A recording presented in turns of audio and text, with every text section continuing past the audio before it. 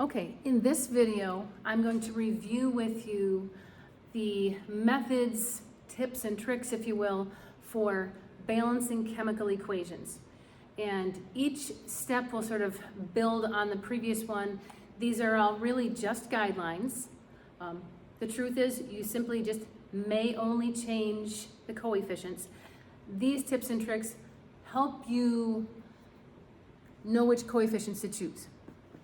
All right, so my first guideline, if you will, my first tip and trick is that you should write an atom inventory. Now, some of these are so simple that you feel like you don't need it, but let's practice it on the simple so that it becomes something we totally know how to do when they become more difficult.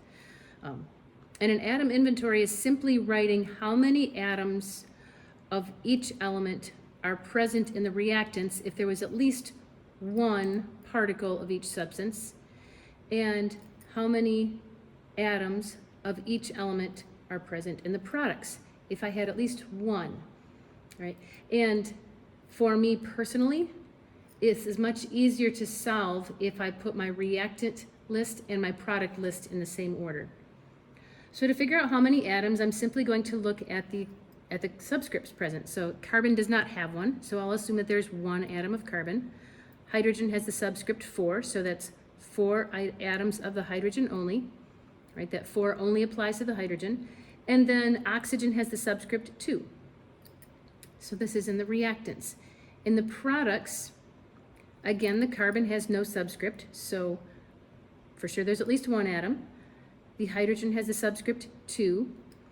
And then notice that the oxygen comes from 2 different sources. Each particle of CO2 will contribute 2 atoms of oxygen, and each particle of water will contribute 1 atom of oxygen. So between the 2 of them, that's a total of 3 oxygen atoms. So now I simply need to look at the 2 lists and find what numbers are not equal. So carbon's good to start with. Hydrogen has 4 atoms on the reactant side and only 2 on the product. So this number here has to be justified or made equal. So the only way I can have 4 hydrogen atoms on the product side is if there are 2 of these H2O particles. But if there's 2 of the H2O particles, it will also give me more oxygens. Since each particle has 1 oxygen, 2 particles will give me 2 oxygens. And then my total number of oxygen atoms on the product side would be 4. So if I end with 4 oxygen atoms, I need to begin with 4 oxygen atoms. Since each one O2 particle has 2 oxygen atoms, if I have 2 O2 particles, that would give me a total of 4 oxygen atoms. And then notice that makes the carbon atoms equal and the reactants and the products. It makes the hydrogen atoms equal and the reactants and products. And it makes the oxygen atoms equal and the reactants and products. And that tells me that this equation is now balanced. So one way to interpret this would be to say that 1 molecule of 8CH4 reacts with 2 molecules of oxygen, O2, and it will produce 1 molecule of CO2 and 2 molecules of H2O. You could also say that 1 mole of CH4 particles would react with 2 moles of O2 particles, and it would produce 1 mole of CO2 particles and 2 moles of H2O particles. All right, so that's just writing the atom inventory. The next guideline that I think is helpful is to look at your equation before you get started and notice if you have any of these like 2, 3 kind of combinations in these subscripts, and that tells you that that's a good place to start. So again, writing my atom inventory, I see that I have N and H in the reactants and N and H in the products. I see that I have the subscript 2 by the end, so that tells me 2 N atoms if there's 1 N2 particle. And if there's 1 H2 particle, I have 2 H atoms. If I have 1 NH3 particle, I have 1 nitrogen and 3 hydrogens. And again, like I was saying, since I have this 2-3 combination in the subscripts, That is a good place to start. So I'm looking to see what is the lowest common multiple between 2 and 3, and that is 6. So I'm going to aim for how many H2 particles would it take to get 6 H atoms. All right, so since each H2 particle has 2 atoms, I would need 3 H2 particles to get 6 H atoms. On the product side, since each NH3 particle has 3 hydrogens, it would take 2 NH3 particles to get 6 H atoms. But notice that doesn't just give me 6 H's. Each NH3 particle also has an N. So if I have 2 NH3 particles, I will have 2 N atoms. But I needed that, right? Notice that now I have equal numbers of nitrogens in the reactants and products, and I have equal numbers of hydrogens in the reactants and products. All right, building on that, while I'm writing my atom inventory, an equation like this could get very complicated, like either of these. And so what you want to look out for is, are there polyatomic ions present?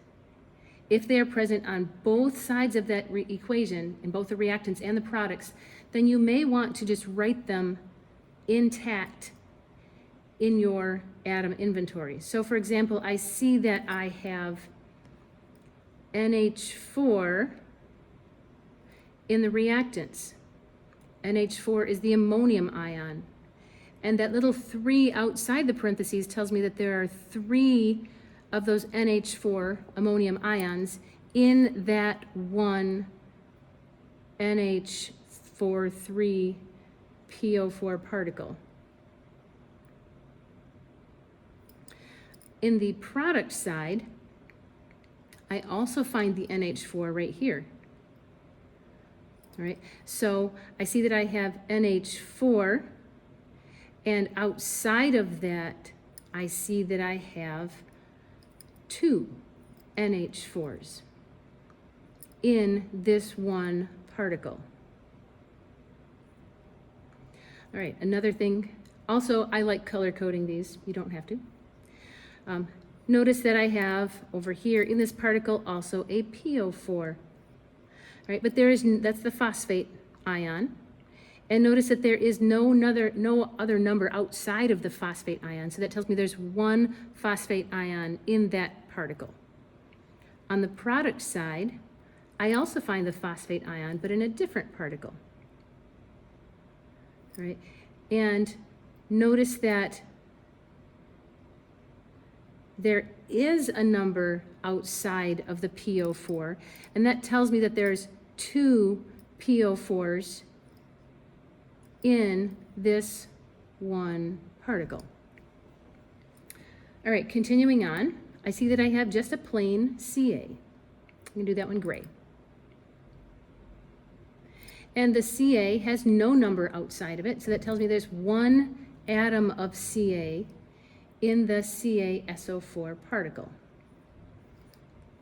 On the product side, I also find a plain Ca, but it's got the number 3 by it, so that tells me that there are 3 Ca atoms in that particle. Right, and lastly, I see that I have SO4, the sulfate ion. All right, and there's no number outside of the SO4, so that tells me that there's one sulfate ion in that particle. So just the number 1. On the product side, again I find SO4, and again I find no number outside of the SO4, so that tells me that there is one SO4 in that particle.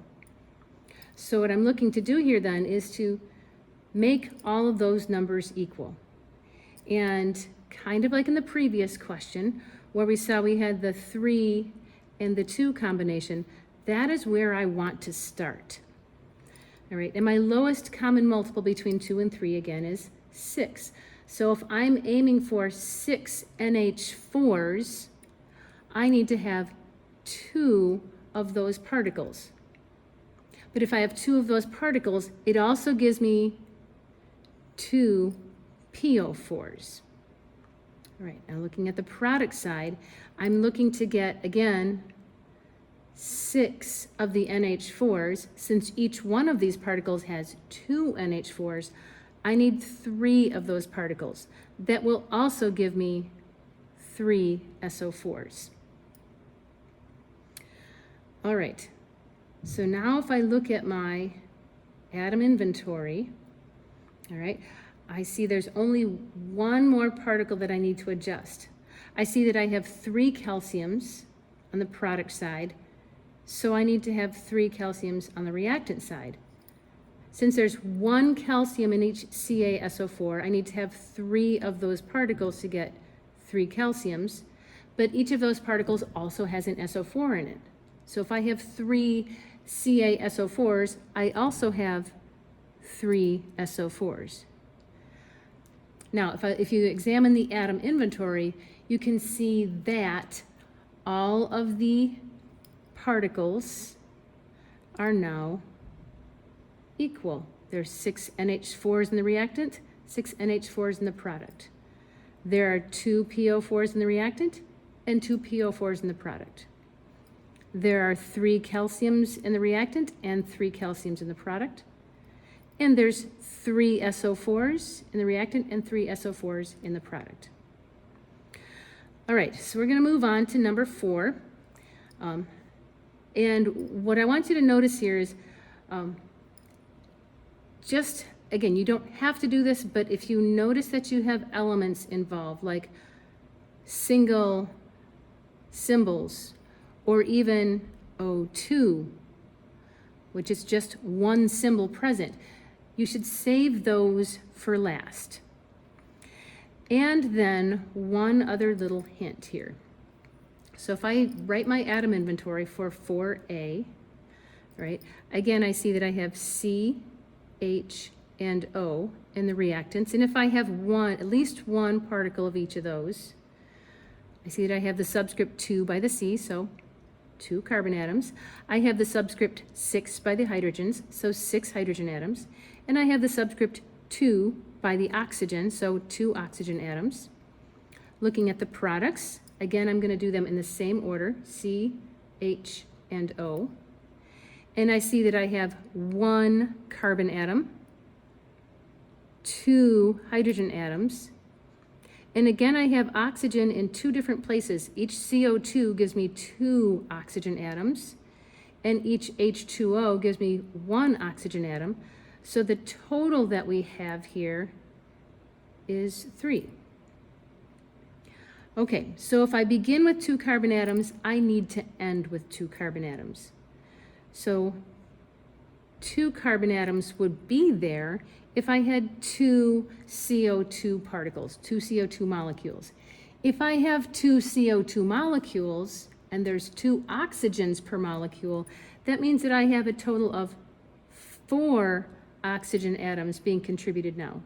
So 4 plus 1 is 5 total. For the hydrogens, if I begin with 6, I need to end with 6. If there's 2 hydrogens per H2O, I need to have 3 H2Os to get 6 hydrogen atoms. But there's also 1 oxygen atom per H2O. So that would contribute 3 oxygen atoms. So then my total number of oxygen atoms in the products is 7. Well, that's a little bit of a pickle because my oxygen needs to be an even number. So here's where we're going to bend the rules a little bit. Typically, you can only have whole molecules. But if I just pretend for a second that I could have a half, I would think about saying, well, 2 times what would give me 7 atoms? Well, the answer would be 3.5. So if I had 3.5 molecules, I would have a balanced chemical equation. Now, you can't have fractions as coefficients. They need to be integers. So in this case, when you get to that point, you simply need to double everything. So instead of 1 molecule of C2H6, I have 2. Instead of 3.5 molecules of oxygen, I have 7. Instead of 2 CO2 molecules, I have 4. Instead of 6 H2Os, I have 6. So those are just some tips and tricks for balancing chemical equations. Some other notations that you would include just to help the reader of the equation know what they were looking for. If the substance in the reaction was solid, you would give a little parenthetical S. If it was actually a crystalline solid, you do a parentheses CR. If it was liquid, that's an L. Gas, it's a G. If it was an aqueous, in other words, dissolved in water solution, you would write an AQ behind that chemical formula. Hopefully that helps you with this idea of chemical equations and how to balance them.